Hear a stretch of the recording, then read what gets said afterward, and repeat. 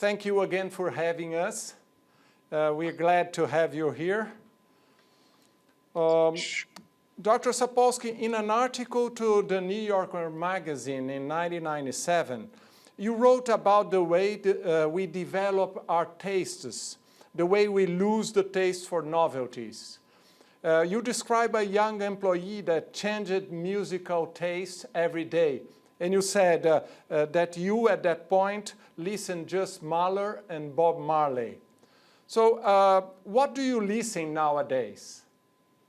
Oh, these days, I guess a broader range of stuff, but I would not claim that's because I'm open-minded or younger at heart than I am. I just happen to have two kids, 21 and 23, who are constantly playing what they're listening to loudly. So some of it has actually seeped into my consciousness, and I actually like some of the stuff, but that's entirely their doing. It has nothing to do with me resisting my normal brain aging. So do you still study the neurology of taste? I don't, and I didn't really at that time. It was, it's vaguely connected to what my lab has worked on forever, which is the ways in which stress can damage the brain and whether chronic stress has something to do with brain aging. So I was certainly oriented towards that. I was mostly just so rattled by the evidence that I was turning into one of those middle-aged people who doesn't quite want to try any new food or new music or any such thing. And being a scientist, a moment like that could make you a little bit anxious or self-reflective.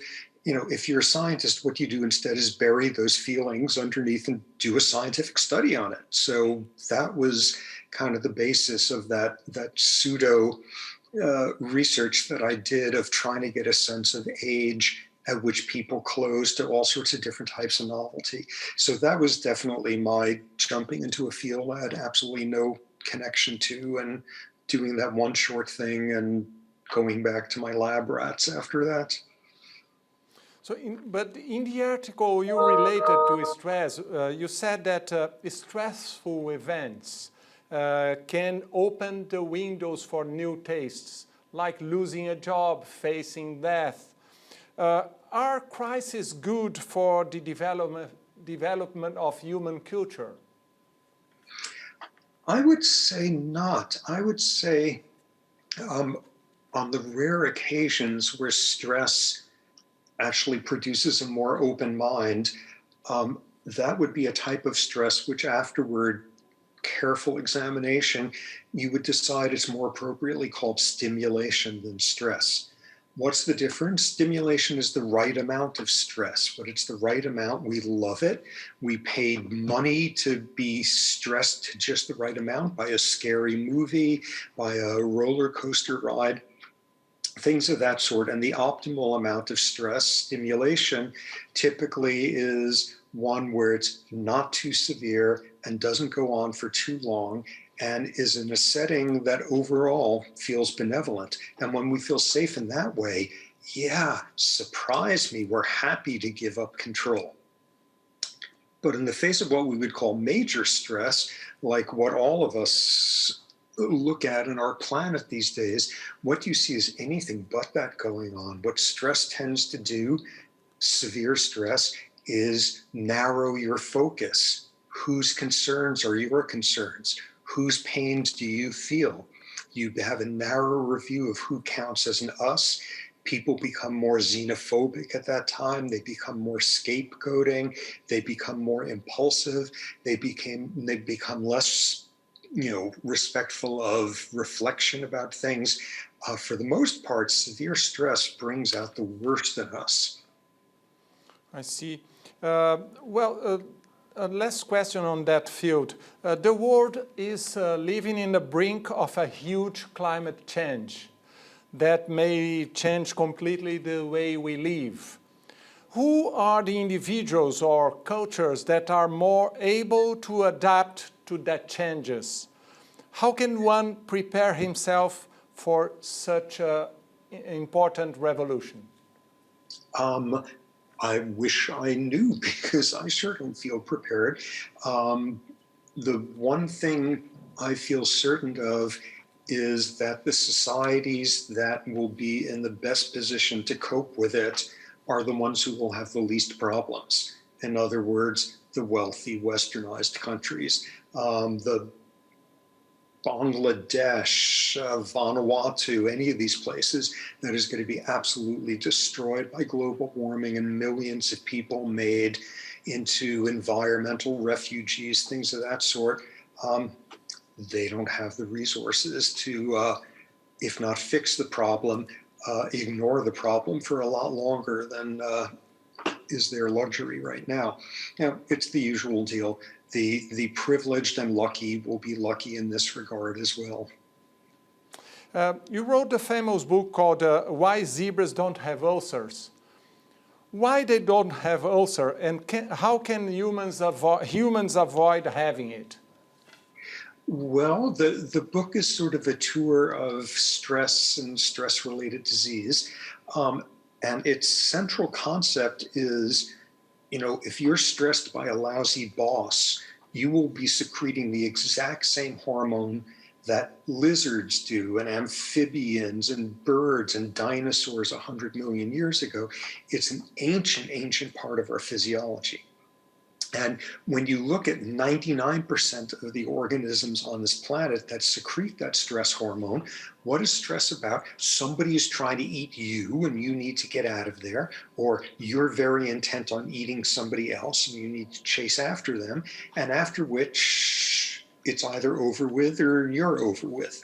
A short-term physical crisis, and everything that the body does during stress is brilliant for saving your life at that time. Your heart rate increases, your blood pressure, you mobilize energy from your storage sites in your body, you turn off everything in your body that is not critical to the next 3 minutes, you shut down growth, reproduction, digestion, all of that, and it's totally logical and wonderful for 99% of beasts out there.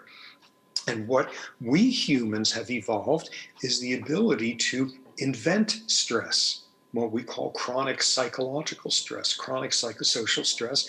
And the key point is that when you spend years being stressed by traffic jams every day, being stressed by things that would make no sense to a real other animal out there, you were turning on the exact same stress response. Do it for 3 minutes running away from a lion, it saves your life. Do it for 3 years, every single thing that happens in your body during stress winds up being damaging in the long run. Which is why humans specialize in stress-related disease. In a sense, we are smart enough to invent psychosocial stressors and then foolish enough to be trapped by them. And that's the contrast with the zebra. The zebra, if a lion is running at it, is secreting that same stress hormone that any of us might thinking about who our president is and some such thing. And the zebra is secreting it for a very useful evolutionary reason. And 3 minutes later, if the zebra has survived, it's forgotten the whole thing. And I've watched plenty of zebras be chased by lions, and as far as I can tell, 3 minutes later, the only thought in their head is, am I going to eat this blade of grass now or eat that blade of grass? They have a stress response only when it makes sense for a normal animal. And when you get to us, we can secrete this stress hormone thinking about refugees on the other side of the planet. We can do it thinking about a character in a book, or what happened somewhere 2,000 years ago, or when we just imagine our own mortality. We're just capable of activating a stress response for reasons that would make no sense to any zebra out there, and we do it all the time. And if you do it all the time, you're going to get sick, because that's not what it evolved for. But in your new book, this Behave, you mentioned like 2 kinds of stress, the good and bad. What we can do to benefit from stress instead of having all these diseases? Well, much of that depends on you having the great luck of having the right socioeconomic status, the right ability to affect change in your life, not be flooded with intestinal parasites, not be chased by warlords on a regular basis, things of that sort. What stress in its worst form for humans is about is chronic lack of control, lack of predictability, lack of outlets for frustration, lack of social support. For the exact same physical unpleasantry going on in the world around you, you are more likely to have a stress response, subjectively feel stressed, or more at risk for stress-related disease if you feel like you have no control over what's happening. Take a lab rat or a college freshman who has volunteered for this study and give them a mild shock every now and then, and they're going to turn on the stress response. Now instead, give them the same shock, same pattern, same intensity, everything, but 10 seconds before each shock, a little warning light comes on. And whether you are a rat or a monkey or a human, that predictive information is going to decrease your stress response. Having a sense of control over it, having all of those things. And what we see here is that for the most part, stress management techniques get more control and predictability and get into the right domains and have good social support networks. That's how you protect yourself from stress if you are a middle-class neurotic, because you have the luxury of mostly being stressed by psychosocial nonsense. On the other hand, if you're being stressed because you don't know how you're going to pay the rent at the end of this month, or because you've got a terminal disease, or because you are living in a horrible, oppressive society that's targeting you, sitting that person down and saying, wow, did you know that if you only had the right attitude, you could modulate and protect your body from stress? That borders on the morally bankrupt to do that.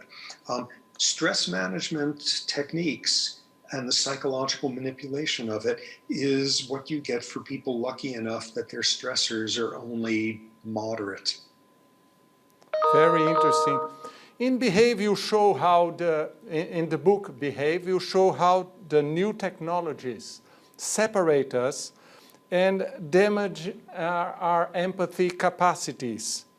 What do you guess, or how do you guess it can affect our social way of life?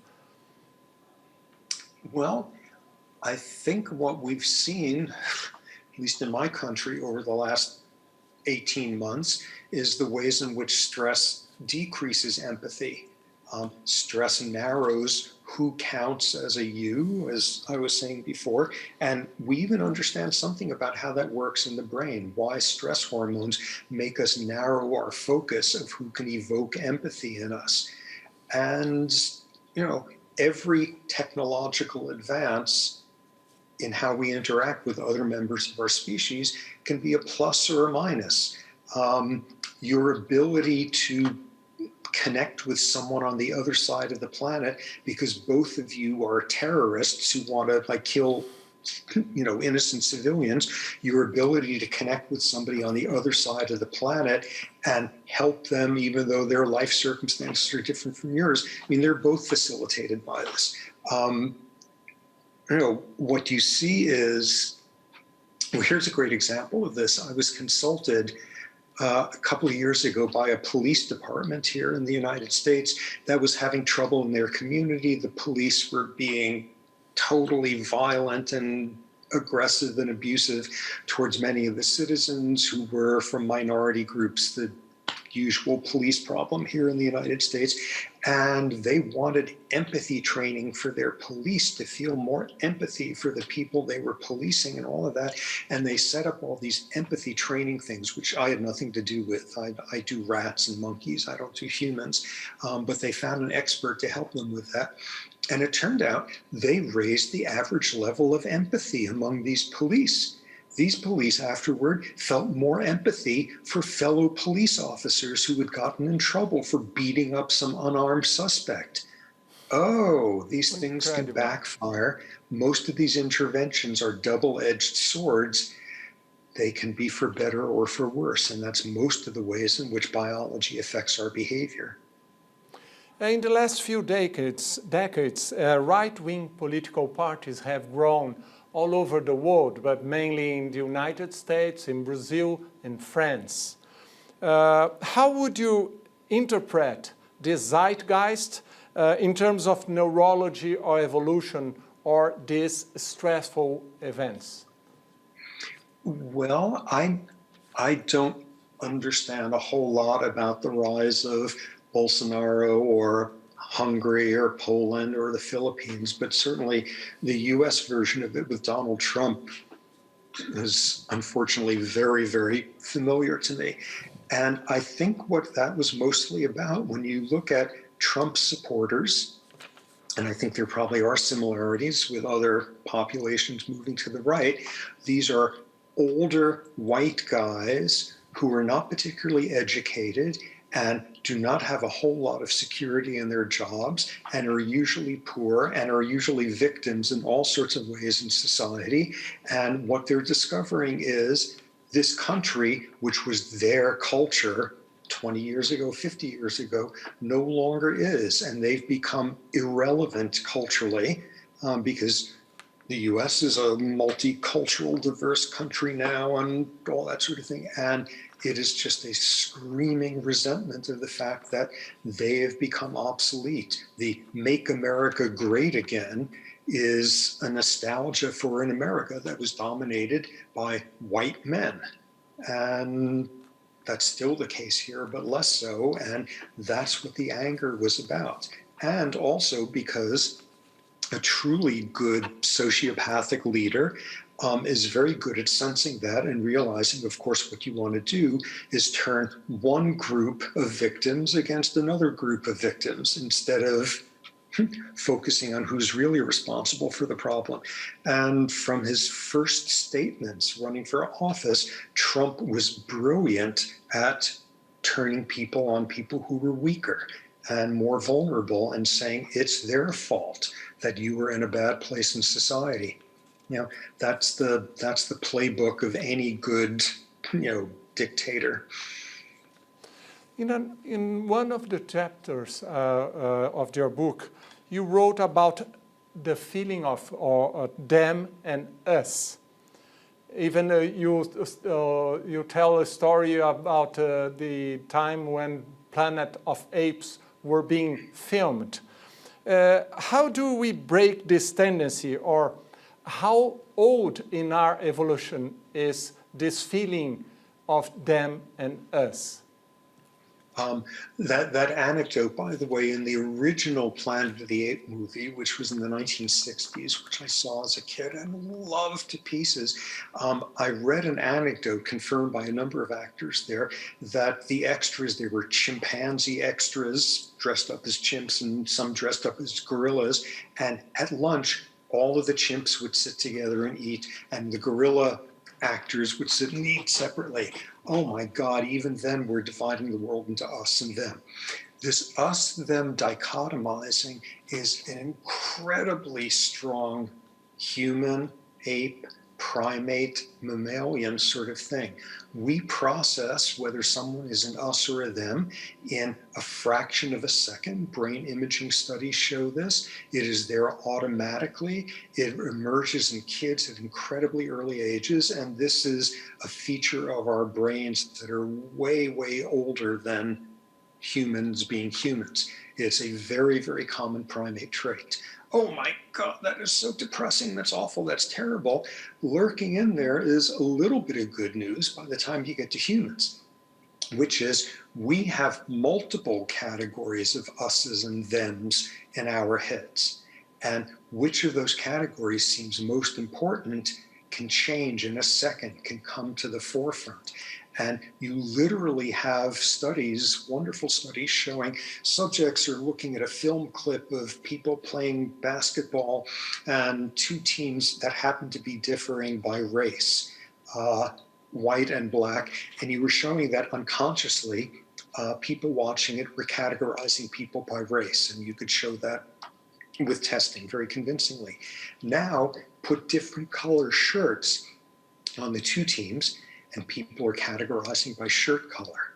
Put someone in a brain scanner and flash up the face of someone of a different race, and in about 75% of people, you will get activation of this part of the brain called the amygdala. That's about fear and aggression. Now do the exact same thing, but every one of those faces is of someone wearing a football cap for either your home team or the enemy, and your amygdala is not paying attention to skin color anymore. It's paying attention to a completely different us, them. Is that person one of them on the other side, or one of my team people? What I think you see is like the best thing I could pull out of this in terms of not being too depressed is I think it is inevitable in virtually all of us, unless we are the Dalai Lama, to rapidly, automatically divide the world into us and them, and to not like the thems a whole lot. But the good news is it is incredibly easy to manipulate us as to who counts as a them and who counts as an us. And sometimes that's for the worst. Once again, a good sociopathic leader turns all of your attention to thems who didn't used to be thems. But at the same time, who is a them can become an us in a fraction of a second in the right circumstances. So I think the answer is that if we can't get rid of this tendency towards us and theming, at least have them be as benign of categories as possible. Make them as least consequential, or make them over good traits. Like, wouldn't it be great if nationalism in a country involved people in a country bragging about how they take care of their elderly people better than in any other country, or their school children score higher on tests of empathy than in any other country? Like, if nationalism as a means of us and them can't be gotten rid of, there's ways in which it could be made more benign. The Dr. Franz de Waal said in a recent interview in this same program that we can learn a lot with the other primates about the way we deal with transgender. Would you say the prejudice against other sexual behaviors or is human exclusive character? I think that's a great question, which I'm trying to answer carefully here. One of the things I am most struck by as a scientist, as a brain scientist, all of that, is the extent to which sexual orientation and sexual identity are biological traits. They are not social constructs. This is simplifying the literature, but when you look at the brains of people who are transgender, their brain is of the sex the person says, I always felt like I was one of. It is that, even if their chromosomes, their gonads, their hormones, their secondary sexual characteristics are all of the other sex, the brain is saying they actually have the brain of someone of the gender they're saying they always belong to. It's a very real biological phenomenon. And what it tells us is the easy thing when you look at somebody who's transgender to say, wow, here's somebody who thinks they're a different sex than they actually are. But what these studies show is here is somebody who had the incredible bad luck of getting stuck with a body that's a different sex from who they actually are, who they are in their brain. So in that context, putting that in sort of an evolutionary context, it's easy to say, wow, this is very rare, this is very unique. And if you're a field primatologist, you spend a decade like studying 25 monkeys in your patch of rainforest, so you're unlikely to see these rare biological exceptions. But when you look at something like ambiguous genitalia, people who were born where it's a little bit unclear externally whether they are female or male, And there's a whole bunch of endocrine disorders that can give rise to that, and it's usually treated with plastic surgery and reconstructive this or that, and it's rife with all sorts of ways of really messing up that person. But when you look at this ambiguous genitalia, that happens in 1 to 2% of births. That is not an incredibly rare trait with no evolutionary precedent. You walk down the street of the United States, and statistically, the odds of walking past somebody who has an IQ over 140 are smaller than the odds of passing somebody who was born with ambiguous genitalia. And there's a whole bunch of biological circumstances where you dissociate different pieces of sexual identity and sexual orientation. Whatever we're looking at is biological, and it is long-lasting, and we are not the only species that have things like this happen. So we're not dealing with social constructs. When we look at how societies deal with individuals who are atypical in their sexual identity orientation, we sure as hell are looking at social constructs then. But the underlying biology of it is biology. After all these years of study, what can you say about intelligence? Is there any objective measure of intelligence, or is it all subjective, a matter of education, culture, or language? Well, I would just as well not have to choose one over the other, because we're in, God help us, nature-nurture territory here. And I think the modern view, the most, as you bring up, the most inflammatory domain for a century of people arguing about, is this biologically inevitable or is this environmental, has been in the realm of intelligence. And some of the worst things imaginable have been done in the name of bad science of this sort. And 20th century was filled with endless genocides built around the notions of some people are biologically inferior. When you look at intelligence, when you look at any trait affected by genetics, nature, what you see is this vast interaction with environment. Gene-environment interactions, the same genes work differently in different environments. The same environment has different effects on people depending on what gene types they have, to the point that saying, is this nature or nurture, winds up actually not being appropriate, because you can only say not what a gene does, but what does it do in a particular environment. And I think what we see of studies of populational studies have the bad luck of growing up in poverty with stress next to a toxic waste dump covered with pesticides that your parents bring home from working in the fields each day. All of that, it doesn't really matter what genes you have, your brain is not going to develop very well. And take somebody who's been adopted from some terrible setting and brought up in comfort and privilege and stimulation and opportunity, and the genes they have are going to be nowhere near as predictive of how they're going to turn out educationally at the other end than the environmental advantages they had. Interactions of the two all the way.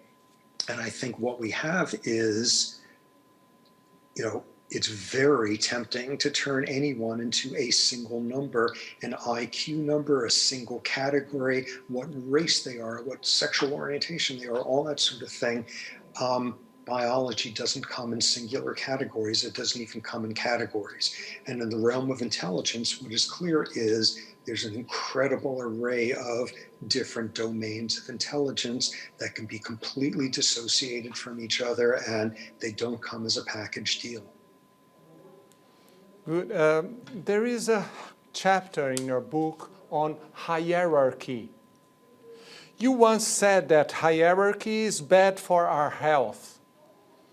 However, hierarchy is kind of eternal thing in our lives since the beginning of our civilization up to now.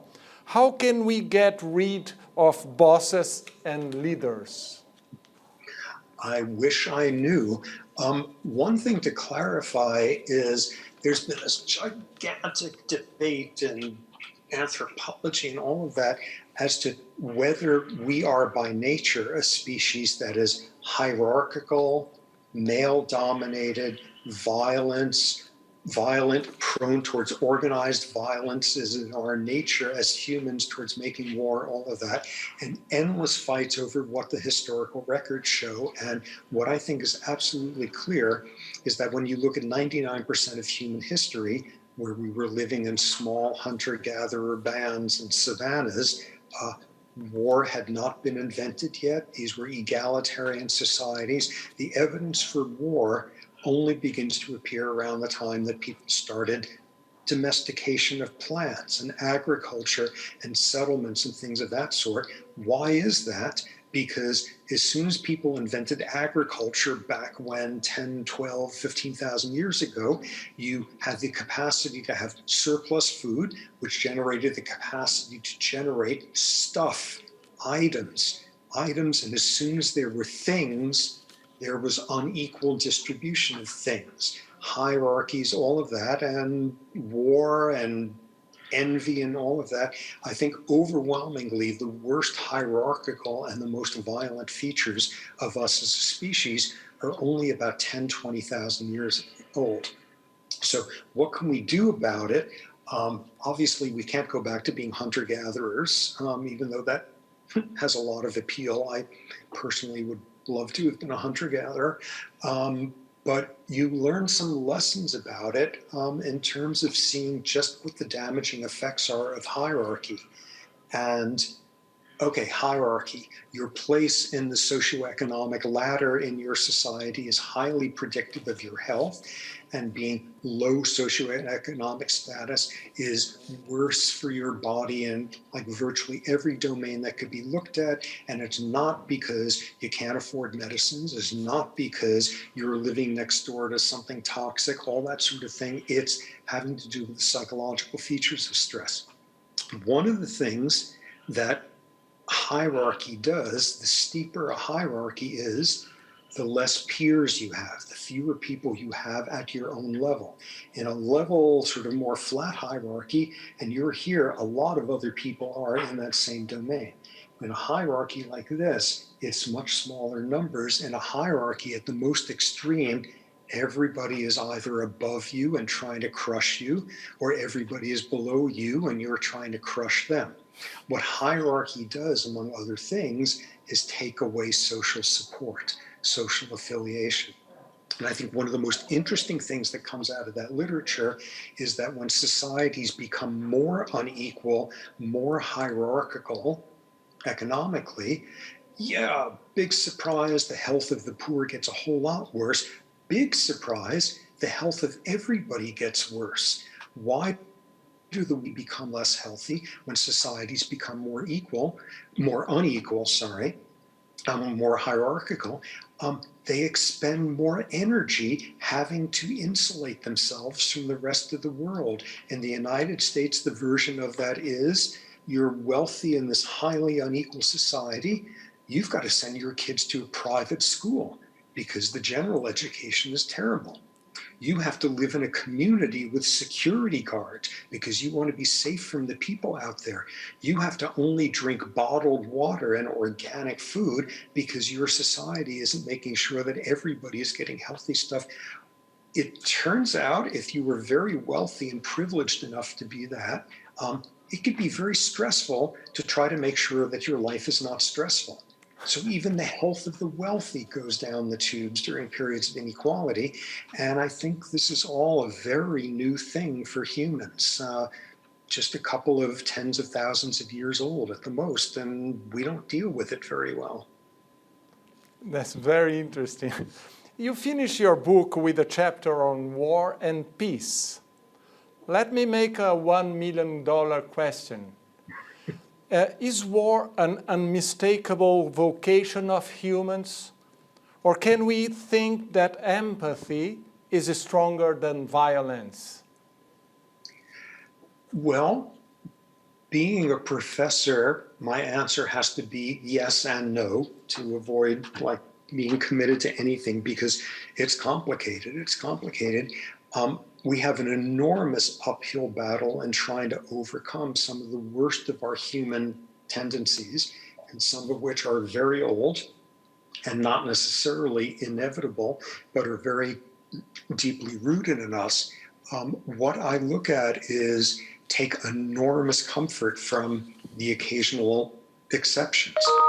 People who were violent brutes early in life, racist, classist, whatever, who have a major change in their life at some point or other. People who in a moment of crisis turn out to be, saints and surprise themselves by the braveness and heroism of what they're willing to do. Individuals can change and societies can change. And one of the ones that I have actually read tons about because it fascinates me is Sweden. Sweden is like the reason to feel like there's any help for this planet, any optimism.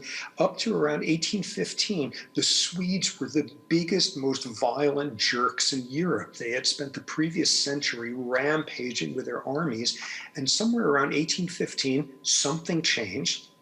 And it's actually fascinating historically what it is that changed, and it's very instructive. But the Swedes became the modern Swedes. They started developing into the society we now know that has the best quality of life and social support networks. And the Swedes have not fought a war since 1815. Their entire culture changed. And, there's possible ways to replicate it. It's not by chance it happened there. Ecological factors, demographic factors, et cetera, but the main thing is very little about us as a species is inevitable.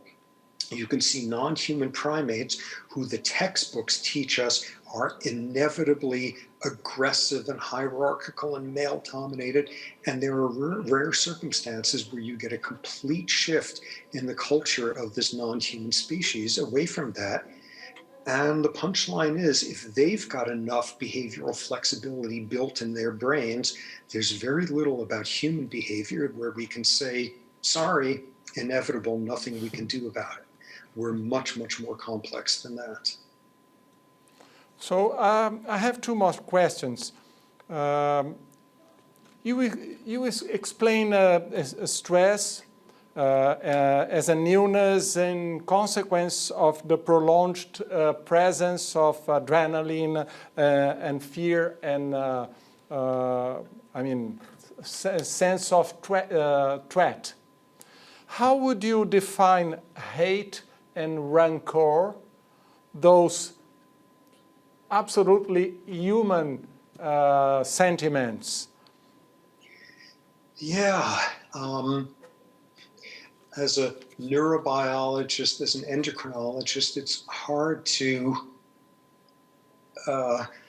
sort of exactly define how that fits in with hate. But what is hate about? It's fear, it's anxiety, it's a sense of threat. The amygdala, two incredibly important facts about it, as I noted before, is it's the part of your brain that does fear and anxiety, and it's the part of your brain that does aggression. And you cannot understand the biology of aggression outside of the context of organisms being afraid.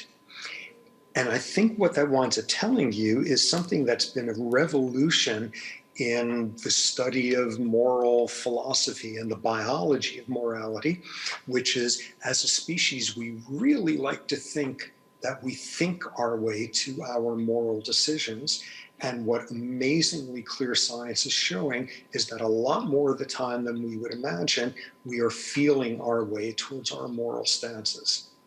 And what that tells you is somebody can sit there and explain to you why they hate these people because of what they're doing to the trade deficit or their sexual practices or what their ancestors did to your ancestors 500 years ago. And they're presenting that as rationally thought out, and instead it's about emotions. And I think that produces a very, very critical sort of dictum that comes out of that, which is you cannot reason somebody out of a view that they weren't reasoned into in the first place. And trying to figure out the rational roots of somebody's hatred is probably a waste of time. You've got to figure out the roots of that in their emotions and the experiences they've had in their lives, and whether those have been good or bad, and whether they've been a victim and been trained to blame some other victim. Let me just close this door here because the light's changed. The dog just walked in and he doesn't close the door behind him. So in that regard, I think the most useful thing that, the biology behavior teaches us about things like hatred is it is rooted in emotion far more than thought.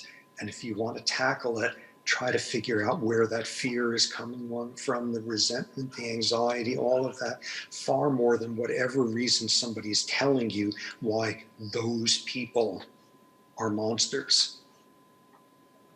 So my last question is on the name of your book. Behave sounded to me as a mommy saying, behave my kid. And I was thinking if it is, the meaning is sapiens just can behave if they have a super ego or a super Jewish mother above them. Well, I'm glad that comes through in the Brazilian version. The use of the word behave in English is ambiguous, and that was very intentional in the title. It both is referring to behavior, the science of behavior, and also, exactly as you said, behave as a sort of, advice or demand being given to you. We float somewhere between the two, and I think that is what makes us most interesting as a species. Behave in the good sense. We are the most altruistic species on Earth, the most compassionate, the most cooperative without question. Behave in the sense of behavior. At the same time, we're the most miserably violent species on Earth. And the ambiguity in the title reflects the ambiguity that how is it that we can do so much damage as a species and do so much good? What is the biology of behavior at our best and worst? And one of the things that comes out of it is the behavior itself is not interesting. You can shoot a gun, and in one setting you are terrible, and in another setting you were doing something wonderfully self-sacrificial. You were drawing fire so that innocent people are not shot at, whatever. The behavior of flexing your finger, that's not interesting. That's not biologically interesting. What's interesting is the meaning of it, the context of it, and that is what is most fascinating biologically about us as a species. How can we manage to be both so good and so damaging as a species? And that's the challenge, and the answer is it's complicated, but it's what defines us as a species in many ways. Okay, thank you very much for your time. It was great to have you with us. Thank you very much. Hope to see you soon. Good, thank you. Take care. Okay, bye-bye.